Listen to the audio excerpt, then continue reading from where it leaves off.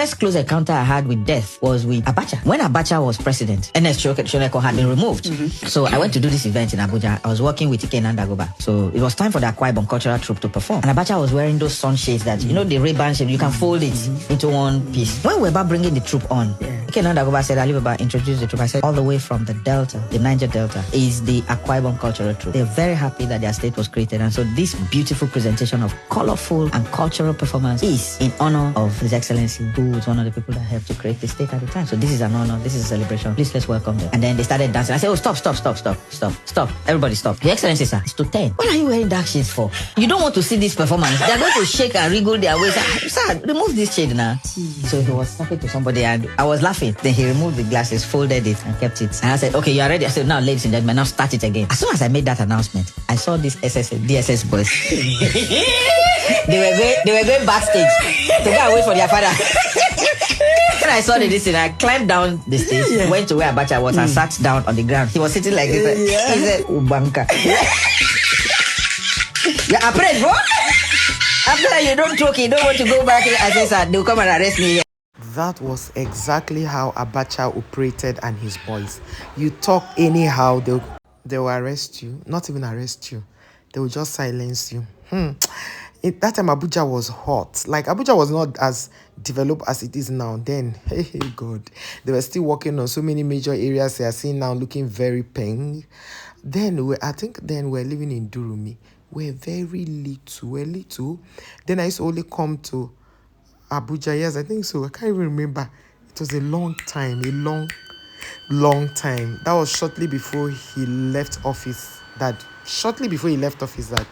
I came for us to, I now came to Abuja and stayed. Before then, it used to be visit, but this one I now stayed. You see this thing, you can't even go to parks and be playing loud music. You can't try it, Abacha was, I know that I've done videos where I talked about Abacha, that Babangida would have done what he needed to do, not to listen to what Abacha said. This Abacha you are saying, the man had get mind. He can do and undo. That's the kind of person he was. And I think what IBB is afraid to tell us is that he was afraid of Abacha. I want to believe that because he knows the kind of shady things Abacha had done for him to save him and his family. So he was trying to cover up those tracks. And there's something he's not saying. Maybe because he didn't want Abacha to unalive him. But you see the way Abacha's own ended, right? Yes. It was at his own time.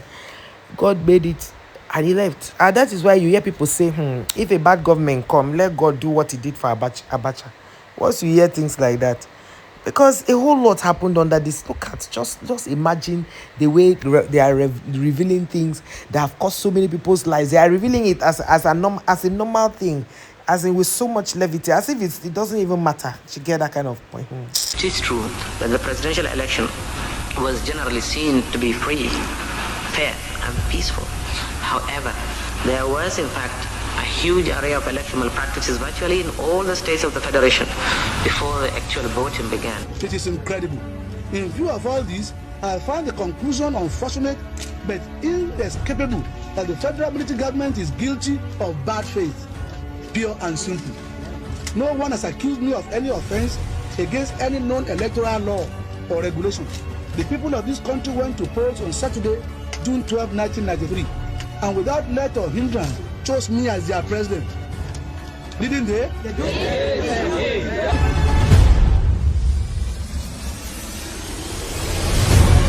Reactions have trailed the revolution by former military president Ibrahim Badamasi Babangida after he acknowledged that the late MKO Abiola won the presidential election held on June 12, 1993.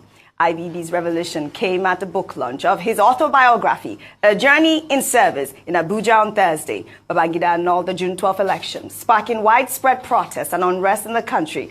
But 3 decades after the annulment, during the review of his autobiography, former Vice President Yemi Osibajo read a section that shed light on the events surrounding the annulment. Although I am on record to have stated after the elections that Abiola may not have won the elections, upon deeper reflection and a closer examination of all available facts, particularly the detailed election results, which are published as an appendix to this book, There was no doubt that MKO Abiola won the June 12th elections. Upon closer examination of the original collated figures from the 110 polling booths nationwide, it was clear that he satisfied the two main constitutional requirements for winning the presidential elections, mainly majority votes and geographical spread.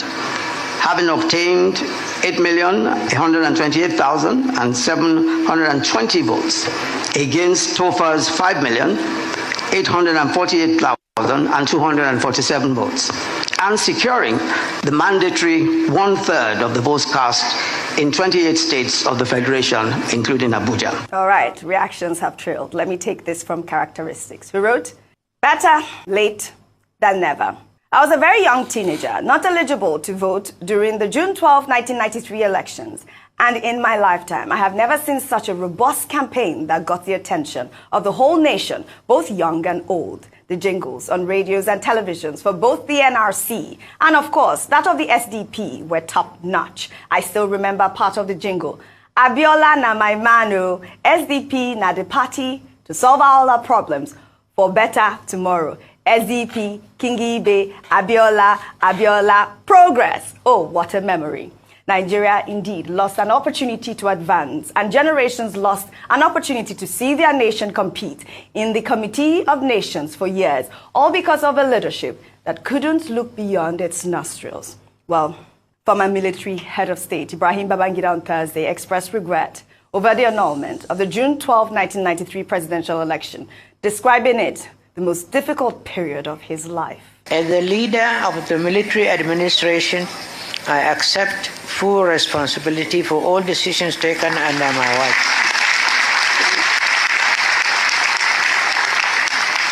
And June 12 happened under my watch. Mistakes, oversights, and missteps happen in quick succession. But I say in my book, in all matters we acted in the supreme national interest so that Nigeria could survive. Our nation's march to democracy was interrupted, a fact that I deeply regret, but Nigeria survived and democracy is still alive, a testament to our resilience and commitment to progress. See this thing they are saying, what is making Nigerians very angry, the reason Nigerians are reacting like this is that this man said that June 12 happened under his watch and he regrets it and they are clapping. Nigerians are asking the questions. What are they clapping for? Are they applauding him for the job he did that cost a lot of people's lives, or that they feel that this thing people will just sweep it under the carpet? What exactly are they clapping for? That's what Nigerians are reacting. And Abacha's children